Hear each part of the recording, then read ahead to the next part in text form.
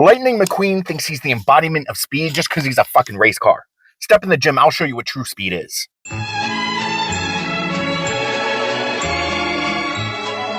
What's up, everybody? Professional powerlifter Patrick, your mom's favorite powerlifter here, and we are a number of weeks out from the America Pro that I will not designate an actual number to because, frankly, I don't actually know. This week, we had a pretty good training week. We started off on Monday with a bench press day. Bench is that old faithful. You always know that you can trust on bench to be a good day. I've been struggling a little bit, getting used to pressure going straight to your face and your CNS kind of dealing with the heavier loads. It's like 90 degrees out, so we got the door cracked so that I don't sweat my balls off too much. Bench day was a pretty good day. We worked up to 545 pounds. It was a pretty good rep, but it didn't feel that good because I'm still getting used to that CNS pressure, the blood pressure, everything going on there. But then we followed it up with a couple of pause doubles at 505. And by the second set, we did 3 sets of that. By the second set, it stopped feeling like there was 500 pounds in my hands, and it felt like I was just benching.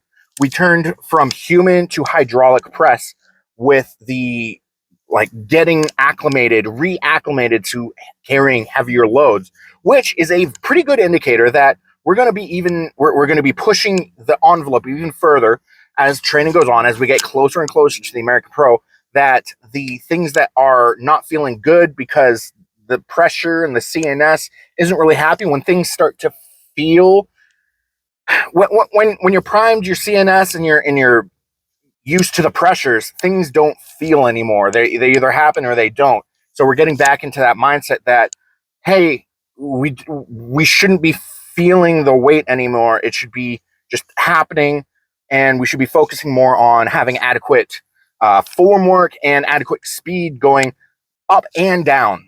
Because the longer that you have the bar in your hands, the more pressure builds up, and the more fatigued you get throughout the reps. So you got to bring the bar down at an adequate speed, but you have to still control it. It was a pretty good bench day. And then we moved on to squats on Tuesday. Squats. So last week we had a little bit of a hiccup with our knee deciding that it wanted to play just the tip with exploding.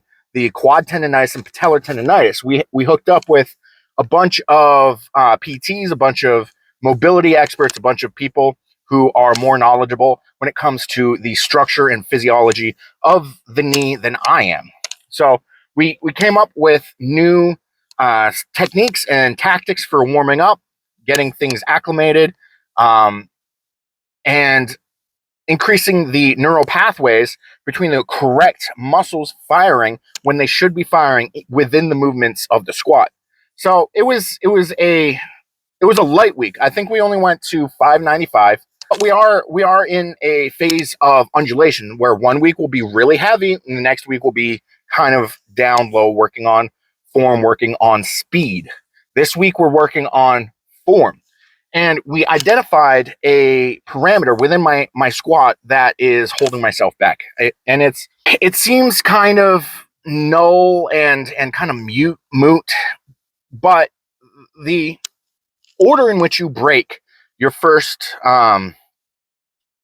joint from being at lockout drastically changes the way that your squat patterns out. So if you break with the knees first, it's going to push your knees forward more. If you break at the hips first, it's going to have your knees not track as much, but you're going to have a little bit more pelvic tilt going on.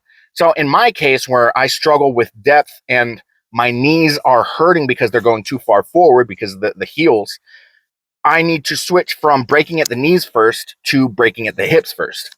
So we worked on that all week, or all squat day, and things felt a lot better. Things didn't feel like exploding. Honestly, the weights felt lighter. I mean, I keep using the word feel when you shouldn't be feeling anything.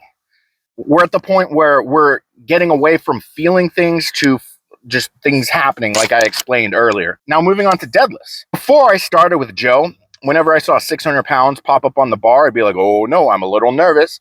But now we've worked through form work. We've done the body weight, body composition kind of changing to make sure that our deadlift, we can get into better positions when it comes to deadlifting. And all of that culminating into seeing 600 pop up on the program and being like, oh, I guess we're staying light today. So we did some pause deadlifts. My strength on the deadlift is speed off the floor. If I can work the moment right after my strong point, those are going to compound with each other and we're going to be stronger. We're going to be better for it because we've worked that weakness out, the least worked out portion of the deadlift, which is right after it comes off the floor. So we're pausing there to kind of get a new start point. A pause deadlift is a better variation than a block pull when it comes to increasing your deadlift. So bench went phenomenal. Squat went, form work. Things didn't hurt, I guess, is all I can say. And then deadlifts were good. Deadlifts were good. We worked up to 600 and we got to the point where we were like, you know what? Let's try to move this as fast as possible. We've got the confidence in our own strength. We've got our confidence in our form. Let's try to kind of pick up the pace of the actual deadlift because we're not thinking about the cues as much anymore. We're able to kind of push them into the muscle memory part of the brain of the movement. Once we grab the bar, the muscle memory kicks in and we're able to actually perform the deadlift the way that we've been practicing the whole time because we've done hundreds and hundreds or tens.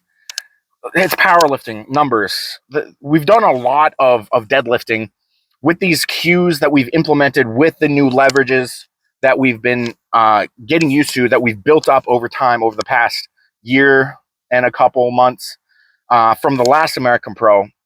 So things are popping off pretty good.